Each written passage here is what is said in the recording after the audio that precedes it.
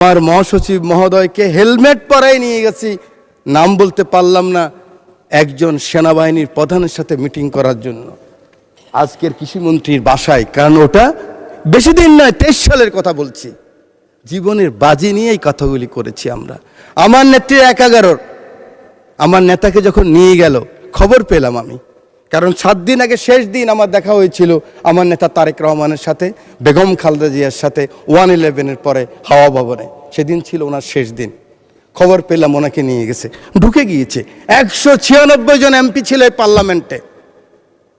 আমি ঢুকেছি, আমার নেত্রীকে দেখেছি, একজন মা, তার সন্তানের জন্য কি আকুতি, কি কান্না, কি বেদনা বিধুর আমি দেখেছি। আমি সেই কথা মনে রাখতে চাই। উনি ছাত্র, শিক্ষক, সাংবাদিক, সমাজের বিভিন্ন স্তরের মানুষকে নিয়ে গেলেন, সাংস্কৃতিক কর্মীদেরকে হিজবুল বাহারে, সেখানে তাদের সাথে আলোচনা করলেন। আমার সুযোগ হয়েছিল, আমি ফার্স্ট ইয়ার থেকে সেকেন্ড ইয়ার উঠলাম বিশ্ববিদ্যালয়ে। উলসি যদুনাথপুরে নিয়ে গেলেন আমাদেরকে, চট্টগ্রাম বিশ্ববিদ্যালয় থেকে ফার্স্ট সেকেন্ড যারা হয়েছে। 8 ঘন্টা ছিলাম। ওই হাতের স্পর্শ, ওই কথা, ওই ভীষণ এখনো মনের ভিতরে ভাসে। হয়ে গেলাম জাতীয়তাবাদী শক্তির একজন সৈনিক। আল্লাহ এই দুই নেতা এবং নেত্রীকে বেহেশতের সর্বোচ্চ মাকাম দান করুক।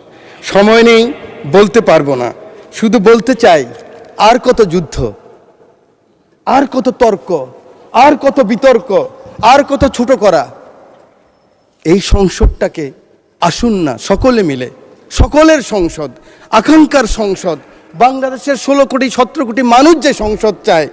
আমি এখানে যত কথাই বলি, আমি মনে করি আপনাকে ঘায়েল করেছি, আপনি মনে করেন আমাকে ঘায়েল করেছেন, কিন্তু বাংলার কৃষক, বাংলার শ্রমিক, বাংলার জেলে, সে কিন্তু বোঝে আমার কথা সঠিক না আপনার কথা সঠিক। আমার মহাসচিব মহোদয় এখানে বসা আছেন।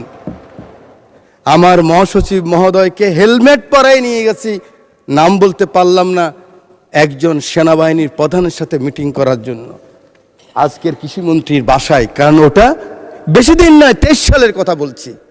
জীবনের বাজি নিয়েই কথাগুলি করেছি আমরা। আমার নেত্রীর 11 আমার নেতাকে যখন নিয়ে গেল খবর পেলাম আমি, কারণ 7 দিন আগে শেষ দিন আমার দেখা হয়েছিল আমার নেতা তারেক রহমানের সাথে, বেগম খালেদা জিয়ার সাথে 111-এর পরে হাওয়া ভবনে। সেদিন ছিল ওনার শেষ দিন। খবর পেলাম ওনাকে নিয়ে গেছে, ঢুকে গিয়েছে। 196 জন এমপি ছিল এই পার্লামেন্টে। আমি ঢুকেছি, আমার নেত্রীকে দেখেছি, একজন মা, তার সন্তানের জন্য কি আকুতি, কি কান্না, কি বেদনা বিধুর আমি দেখেছি। আমি সেই কথা মনে রাখতে চাই। আজকে আমরা অনেকে আছি, কিন্তু ষড়যন্ত্র বন্ধ হয়নি। জাতীয়তাবাদী নেতাদেরকে বেঁচে থাকতে হলে অনেক যুদ্ধ করতে হয়, ঐক্যবদ্ধ থাকতে হয়। আমরা সকলে আসুন একমত হই।